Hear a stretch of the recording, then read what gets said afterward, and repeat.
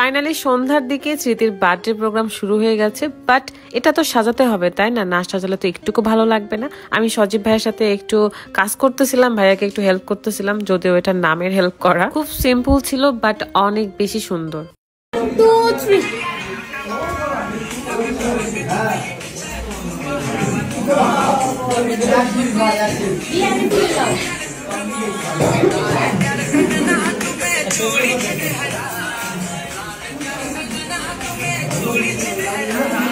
আমরা এখানে একটু টিকটক করছিলাম, গানটা আমার অনেক ভাল লাগতো আর ওইটাতেই শুধুমাত্র একটু করে নাচ পারি, তাই ওইটাতেই স্মৃতি আমার সাথে করলো। আমার এরকম ফিল হচ্ছিল যে আমারই বার্থডে, অনেক মজা করছি এই জন্মদিনের প্রোগ্রামে। সবাই মিলে পেট ভরে খাওয়া দাওয়া করা, একসাথে আড্ডা দেওয়া, এগুলোর মজা অন্যরকম। আমার মনে হয় প্রোগ্রামে শুধু তাদেরই কষ্ট যারা ফটোগ্রাফি ভিডিও করে, কারণ তাদের শুধু একটা কাজে থাকে। যেমন সন্দীপ ভাইয়া অনেক ধৈর্যশীল একটা ছেলে আমার মনে হয়, কারণ ভাইয়া কতজনের কত আবদার পূরণ করে, এর ছবি তুলে দেয়, ওর ছবি তুলে দেয়, আবার আমি চেক করি যে ছবিগুলো কেমন হয়েছে।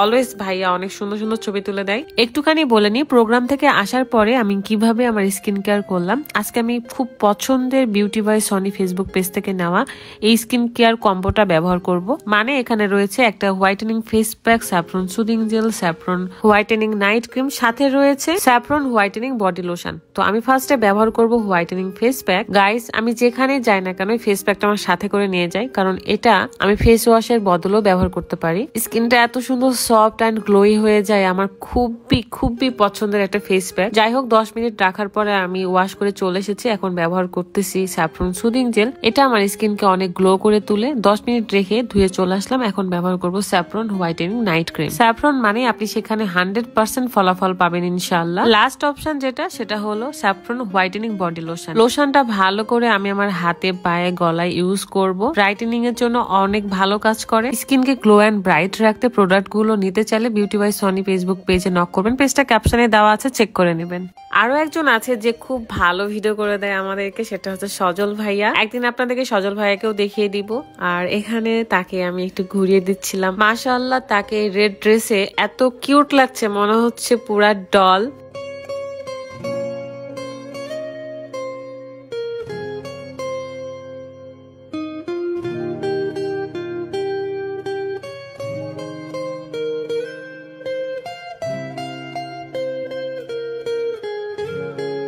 এই ছোট্ট একটা ব্যাগ তার অনেক পছন্দের, এটা আমারও অনেক বেশি ভালো লাগে। সে আমাকে রাখতে দিয়েছিল আর আমি নিয়ে চলে আসছি বাসায়। আমরা দুজন মিলেই প্রথমে একটু ফটো সেশন ভিডিও করে নিই, তারপর আস্তে আস্তে সবার সাথে করি। এটা হচ্ছে সৈকত ভাইয়া। সৈকত ভাইয়ার আমি ফ্যান হয়ে গেছি, কারণ ভাইয়া অনেক সাহস নিয়ে আমাকে তার CHR গাড়িতে ছেড়ে দিয়েছিল আর আমি সুন্দর করে রাজশাহীটা ঘুরে আবার ভাইয়ার কাছে ফেরত আসছি। এদিকে কেক কাটাকাটির পরে আমি রাতকে একটু খাওয়াই দিই, কারণ রাত ঠান্ডার মধ্যে হাত দিয়ে খেতে চায় না। সে এমনিতেও হাত দিয়ে খেতে খুবই অপছন্দ করে।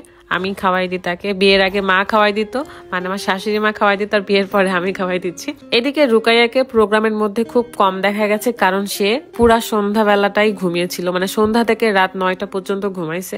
এরই মধ্যে আমাদের প্রোগ্রাম প্রায় শেষের পথে। ঘুম থেকে উঠে আবারও সে নাচা গানা করছে, সবার সাথে অনেক এনজয় করছে। আমার মেয়েটা আমার মতে অনেক হাসি খুশি। আনন্দ করতে করতে বার্থডে প্রোগ্রামটা শেষ হয়ে গেছে। সবাই দোয়া করবেন আমাদের জন্য, এন্ড আমাদের তরফ থেকে আপনাদের জন্য অনেক দোয়া আর ভালোবাসা। আজকের মতো এই পর্যন্তই বিদায় নিচ্ছি। আল্লাহ হাফেজ।